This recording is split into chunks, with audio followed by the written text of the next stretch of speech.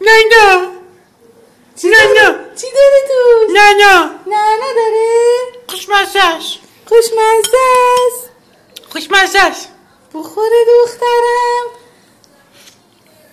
دوش دوست داری؟ دوش خوشمزه است. عزیزم. نه نداره. خوشمزه‌اش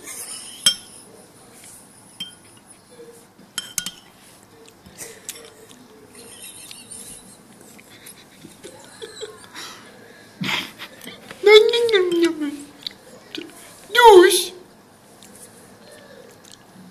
خوشمزه‌اش نداره. خوشمزه‌اش عزیزم. دخترم. خانومم خوشگلم جیگر من. نه ماست میخوای؟ ماش